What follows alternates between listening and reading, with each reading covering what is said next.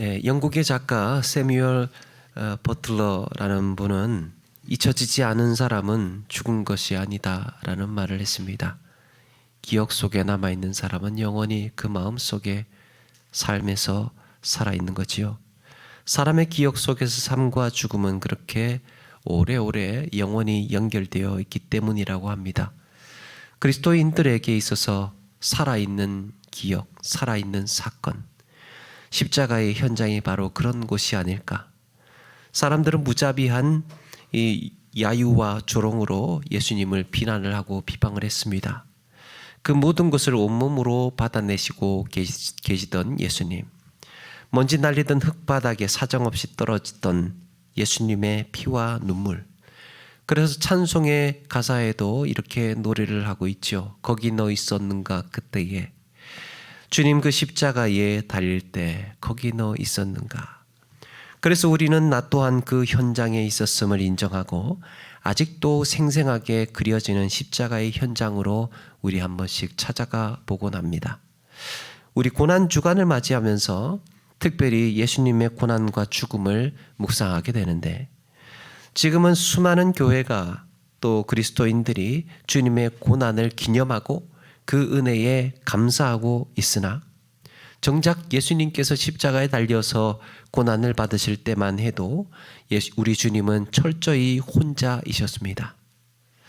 그곳에는 수많은 군중들이 모여 있었고 이 예수님의 이 무자비한 고난을 그렇게 지켜보고 있었습니다. 예루살렘까지 따라왔던 이 여인들이며 제자들도 어쩌면 그 자리에 함께 다 있었을 텐데 사형이 집행되는 과정 전혀 관여할 수가 없었습니다. 고대 십자가는 지중해를 중심으로 해서 이루어졌던 사형 제도였다고 합니다.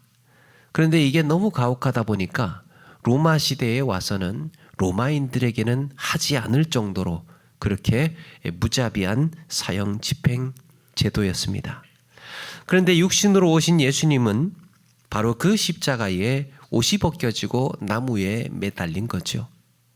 모여든 사람들은 말할 수 없는 조롱과 모욕을 퍼부었습니다. 우리 이 시간으로 예수님께서 십자가에 못 박힌 것은 아침 9시였습니다.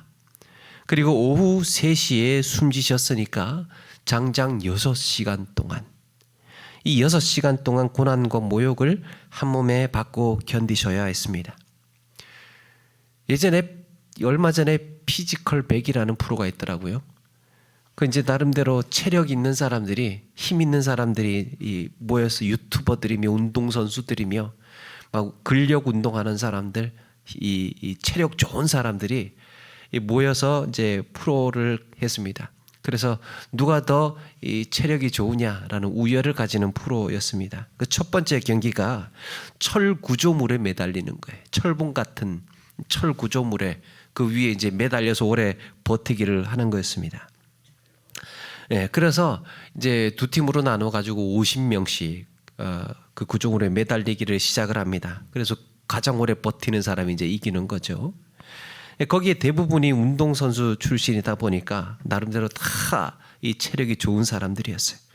너도 나도 가지고 있는 이 자기가 오래 버틸 수 있는 방식으로 그렇게 철봉에 매달립니다. 그런데 이제 몇 분이 지나니까 그게 쉽나요? 여기저기에서 떨어지는 사람들이 속출합니다. 매달렸던 사람들이 팔에 마비가 와서 힘을 쓸 수 없었다라고 합니다. 손에 그렇게 힘을 주고 있으니까 이 마비가 되지요. 대부분은 한 5분을 넘기지 못하고 그렇게 떨어집니다. 5분 매달려 있는 것도 사실은 굉장히 대단한 건데, 그 중에서 가장 오래 버티고 있었던 사람이 18분을 버티고 있었습니다. 오늘 묵상을 하다 보니까 참 그 생각이 났습니다. 야, 그렇게 체력 좋은 사람도 5분, 10분을 그렇게 힘들어하고 버티지를 못했는데, 정말 사람이 어딘가에 이렇게 매달린다는 것이 이렇게 힘들고 어려운 일이구나 라는 생각을 다시 한번 해보았습니다. 예수님은 그런데 손과 발에 못이 박힌 채로 거기에 모든 체중을 싣고 세상에 몇 시간 동안이나 그렇게 매달리고 계셨던 거죠. 상상할 수 없는 고통 아닙니까? 그런데 여러분, 이런 고통 못지않게 더 어려운 고통이 하나 더 있습니다. 육신의 고통 이외에도 심적으로 받는 고통이, 마음으로 받는 고통입니다. 신으로서 감당해야 하는 그 순간에, 그 시간 동안에 감당해야 하는 모욕이었던 거죠. 그곳에 수많은 사람들이, 그곳에 있었던 군인들이 예수님의 사형을 집행하기 위해서 예수님에게 채찍질을 가하고 때리고 폭행을 하고, 그러면서 나중에는 못까지 박으면서 예수님을 십자가에 매달았는데, 이런 모든 고통에 못지않은 또 하나의 고통이 있었는데, 그 자리에 모여든 수많은 사람들의 입에서 쏟아져 나오는 활과 칼과 같은 이런 독설과 조롱과 모욕들이었던 거예요. 이거는 견딜 수 없는 또 하나의 고통이었습니다. 인간이 당하는 이런 마음의 상처는 더 잔인하고 오래가게 되죠.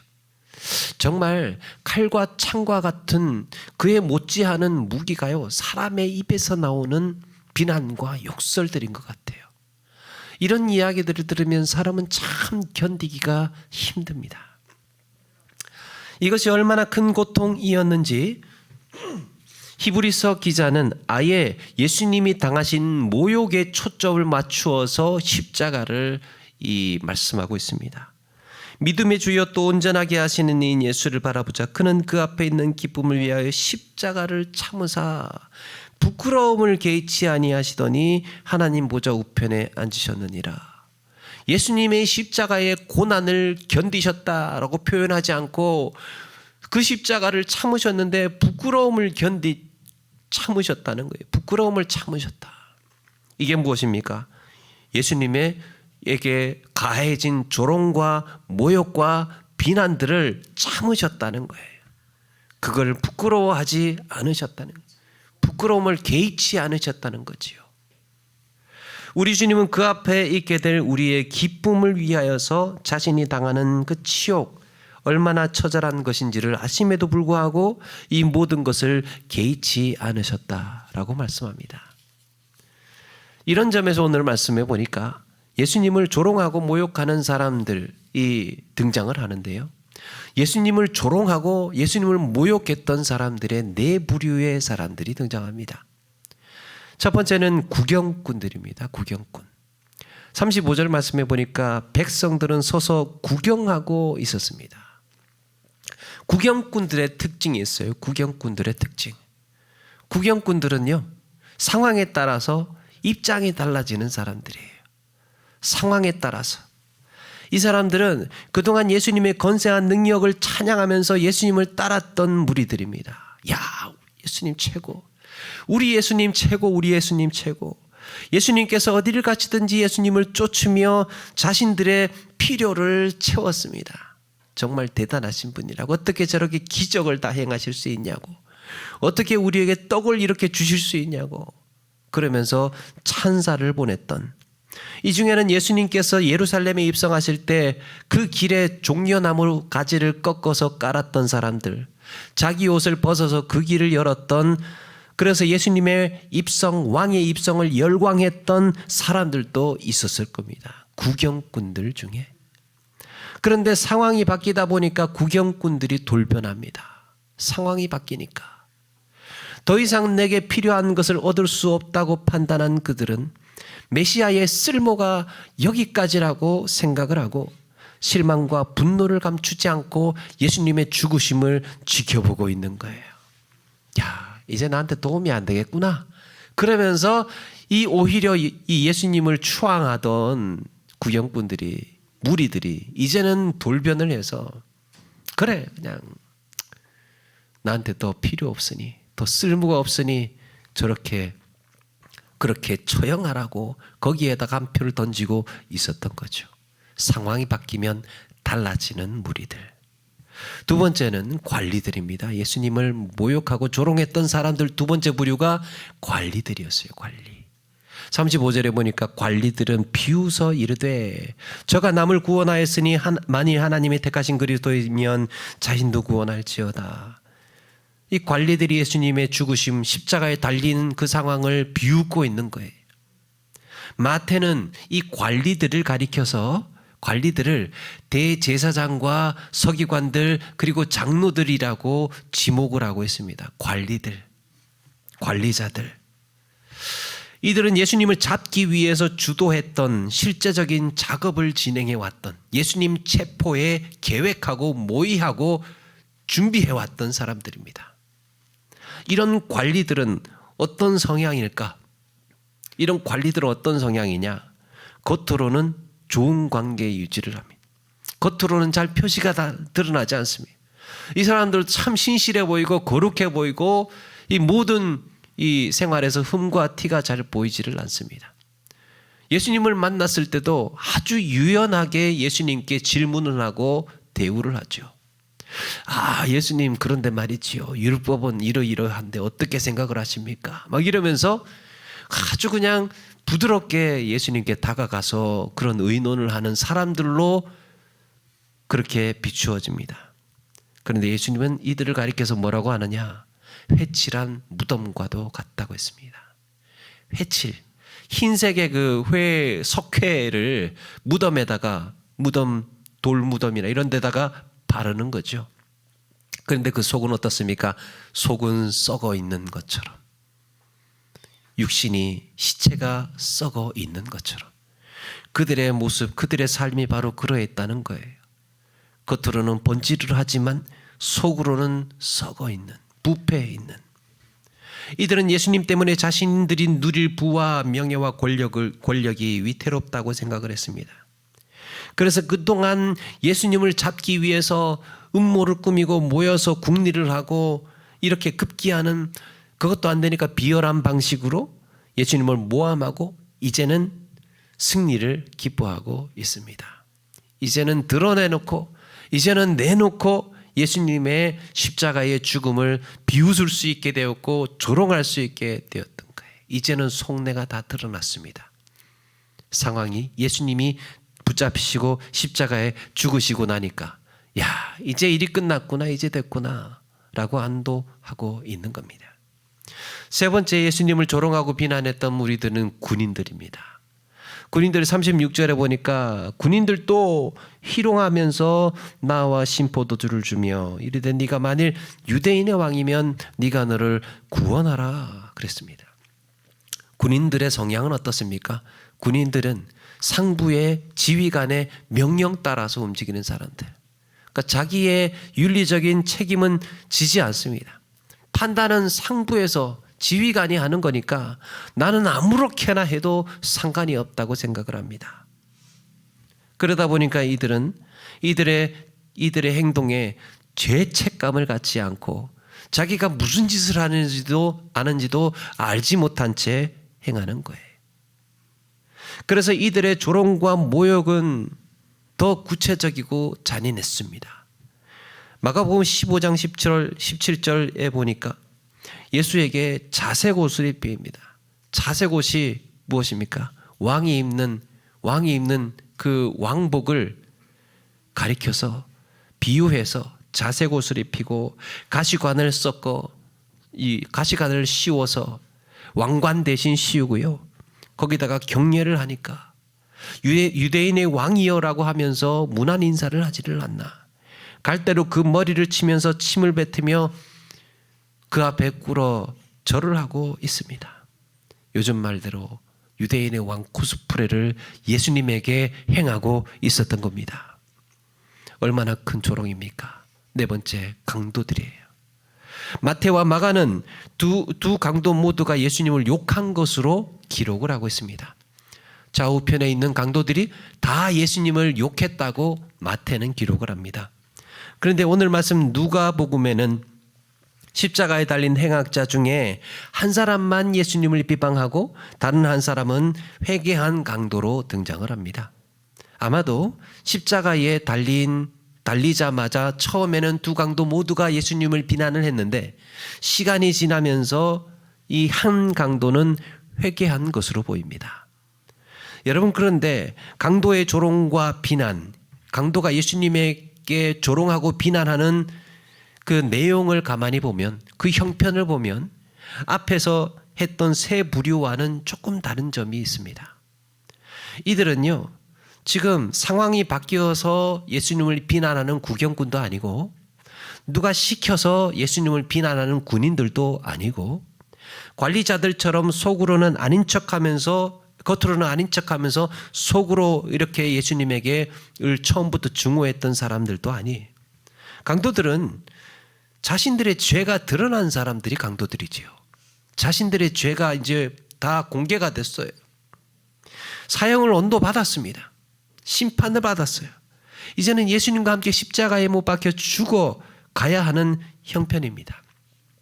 여기서 과연 이 네 부류 중에서 구경꾼, 관리자, 군인들, 강도들 중에서 구원을 받는다면 누가 더 구원의 가능성이 있을까? 아이러니하게도 강도들은 가장 악한 자들이었으나 구원의 가능성에 가장 가까이에 있는 사람들이었습니다. 악한 것으로 치면 강도들이 악해 보이지 않습니까? 그런데 강도들은 사형 판결을 받고 이제 죽음을 맞이해야 됩니다. 자기 죄에 대한 대가가 무엇인지 가장 피부로 느끼고 있는 자들이 강도들이었어요. 실제로 이 중에 한 강도는 예수님께 간구하고 있습니다. 예수여, 당신의 나라에 임하실 때에 나를 기억하소서. 그리고 주님은 그 자리에 있던 수많은 사람들, 백성들, 또 관리자들, 군인들, 이런 사람들 곁에 그렇게 많이 있었는데 이 한 강도에게만 구원을 약속하고 있어요. 이 중에서 네가 나와 함께 오늘 낙원에 있으리라. 어떻게 이 강도 한 사람만 구원의 약속을 받을 수 있었을까? 지금까지 예수님을 조롱하고 모욕했던 네 부류의 사람들이 하나같이 했던 말이 있습니다. 이 네 부류의 사람들이 하나같이 했던 말. 오늘 말씀에 그 백성들은 마태복음에 보니까 지나가는 사람들로 이야기를 하고 있어요. 이들이 뭐라고 하느냐? 마태복음 27장 40절에 성전을 헐고 사흘에 짓는 자여, 네가 만일 하나님의 아들이거든 자기를 구원하고 십자가에서 내려오라. 그 백성들이 했던 말은 네가 하나님의 아들이거든 당신을 구원하고 십자가에서 내려와라. 그리고 관리자들, 대제사장과 서기관과 장로들은 뭐라고 이야기를 하느냐? 저가 남은 구원하였으니 만일 하나님의 택한 자 그리스도이면 자신도 구원할지어다. 남들 지금까지 그렇게 구원을 외치면서 남을 그렇게 구해주고 사람 살려내고 병자를 고치고 죽은 사람도 일으켜내고 하더니만 당신 그렇게 한번 지금 구원해봐라. 군인들 또 뭐라고 하느냐? 네가 만일 유대인의 왕이면 네가 너를 구원하라. 예수님을 비방하던 강도들 역시 네가 그리스도가 아니냐? 너와 우리를 구원하라. 네 부류가 똑같이 구원을 명령하고 있습니다. 거기에 있던 자들은 예수님께서 성전을 헐고 사흘에 짓는 자라는 사실과 예수님이 그리스도요 유대인의 왕이라는 사실을 알고 있습니다. 그 내용은 이렇게 다 들었어요.